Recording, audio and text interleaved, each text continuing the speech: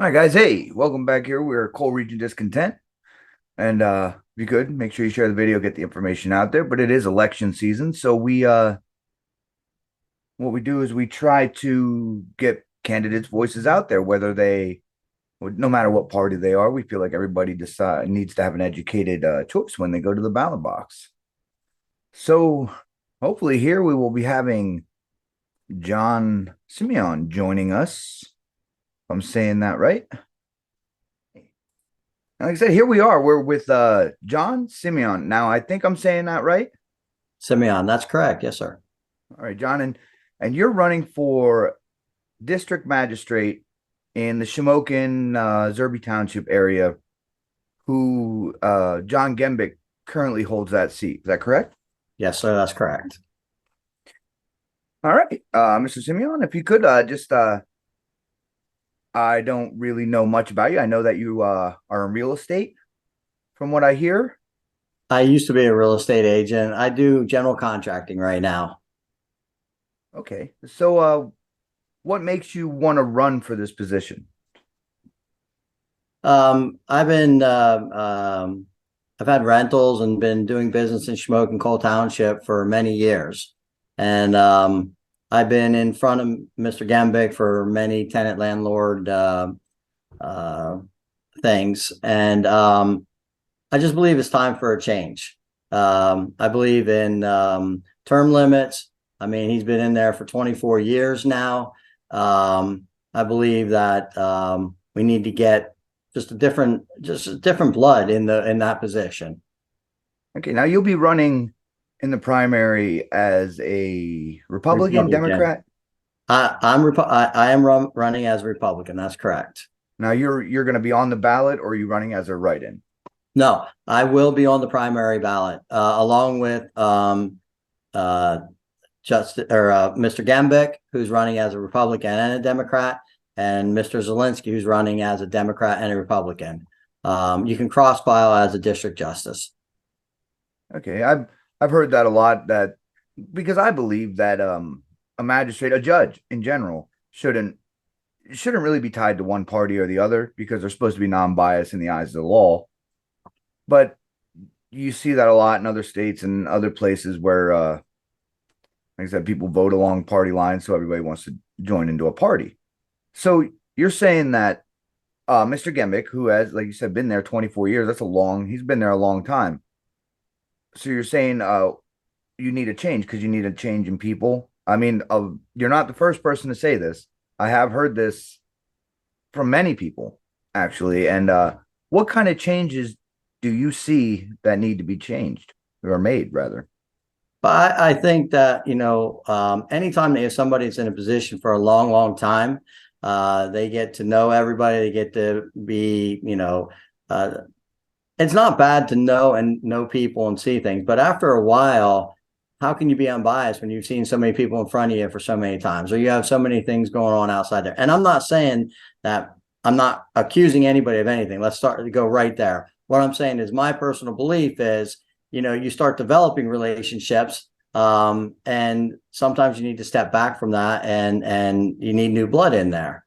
I'm not from the area. Unfortunately, I live probably 150 feet away from the Upper Augusta Township line. So although I grew up in Sunbury, went to Shikellamy, hung out there, I am in Snydertown. So this is my district. So I know that I'm fighting an uphill battle because I'm not as well known as either Mr. Gambic or Mr. Zalinsky. But I'm hoping to bring from the outskirts instead of being right in town and knowing everybody. I have no relationships with people up there, so I hope that if I win, when you come in front of me, well, there would be nothing that I would be totally unbiased because I have no reason to be biased. That's correct. And the law should be applied equally across the board. There should never be biases. Everybody should be treated exactly the same. And like you said, if somebody knows somebody, sometimes that helps. If somebody's name is well known, sometimes that helps. Sometimes that's a good thing. Sometimes that could also be a bad thing, whether it's for any type of candidate. Why are they known, or who knows them, or is it money? Is it what is it? And so you're not an attorney, or never been in any type of judicial line of work as a lawyer or anything like that? That's correct. Right. Any legal that I had was as a realtor, as a landlord, where you have to learn tenant landlord law, kind of follow up with that kind of stuff.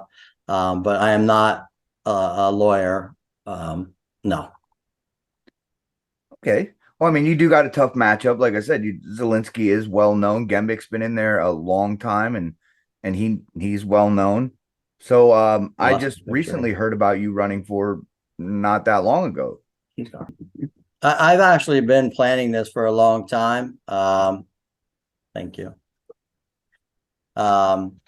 6 years ago, when I went to vote and I realized that Mr. Gembic was running unopposed, um, I started planning this and knowing that I was not going to let that happen again. It just happens that Mr. Zalinsky's running this time also.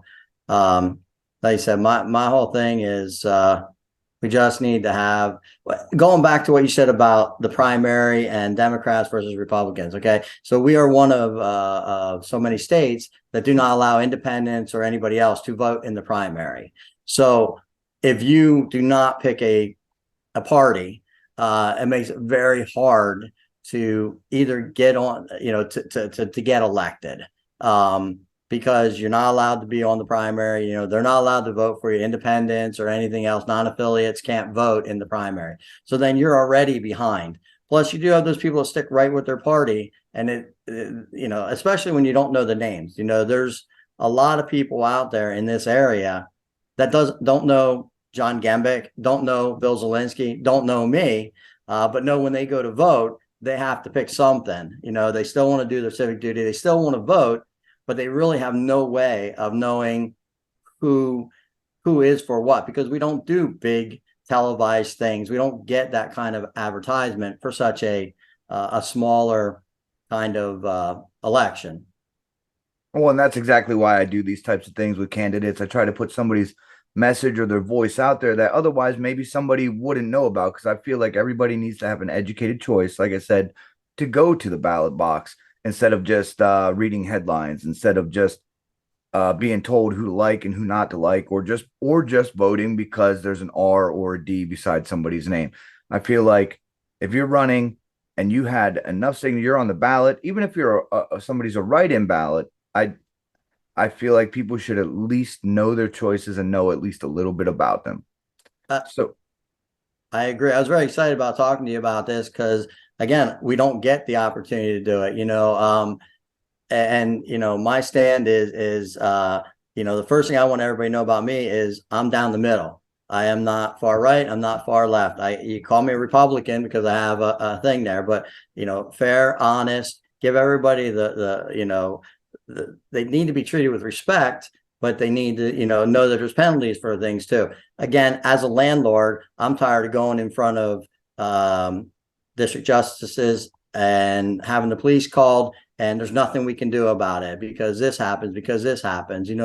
So tenants and people that do break the law, if we would have a little bit harder penalties for them, or up to the extent of the law, that says you can't just do this. Just because it's only a civil matter doesn't mean that it's okay to punch holes in the walls to do this kind of stuff. So I appreciate the opportunity to talk here because I want everybody to know that I'm down the middle. But there are penalties. We all have penalties when we do things wrong, and you can't just bypass those penalties.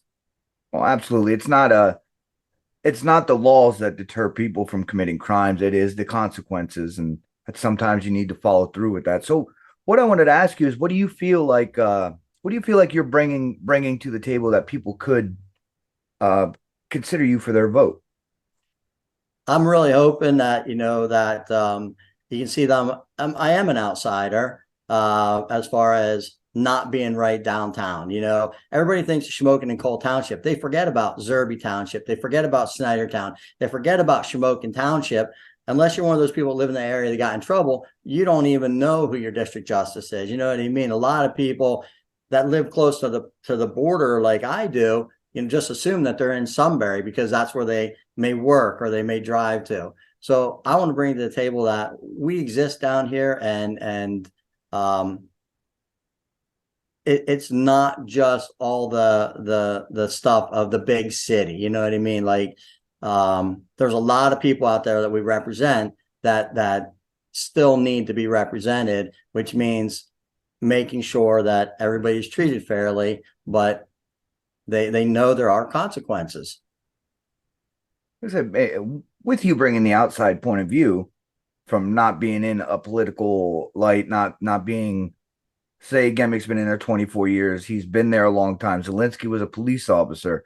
So they've all dealt with about the same type of people.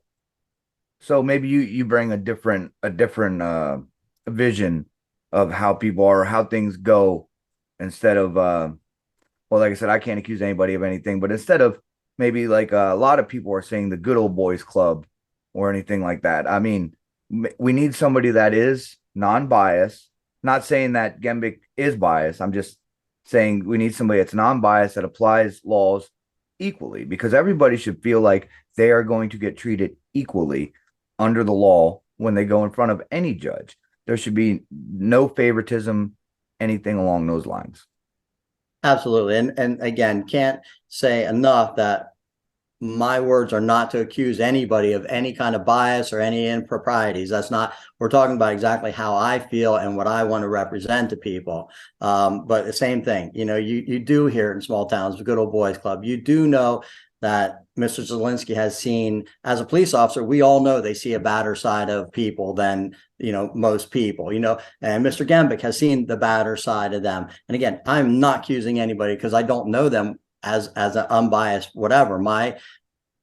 I've never had any dealings with Mr. Zalinsky. And again, in front of Mr. Gembic, it was just tenant landlord law. You can't change the law, but you can definitely let people know that they are going to either get the max, or we're not going to do this every time. It's going to, so I absolutely agree. And that's my whole thing. I want to bring from the outside that hasn't been in that world for the last 20, 24 years. I haven't dealt with those people. I don't know them from Adam. So when you come in front of me, all I have to go with is what's going on right now. Did you do this? Did you not do this? What do we have to do? Absolutely. And that's how it should be with the facts. I mean, there's a certain level of compassion that I see judges could use, but also the facts. Like, people are always angry, people are always upset or anything. Anytime they got to go in front of a judge for anything. And I can understand the compassion part, but I also understand that the laws are there for a reason and that the consequences to those laws are also there for a reason. I agree 100%. And that's exactly what I want to do. And again, like, I want to be down the middle. I don't agree, even in the rest of the world of politics, I don't agree with lefts and I don't agree with rights, and as soon as you're labeled as a Republican, then you're always a far right, or if you're a Democrat, you're a far left. But you know what?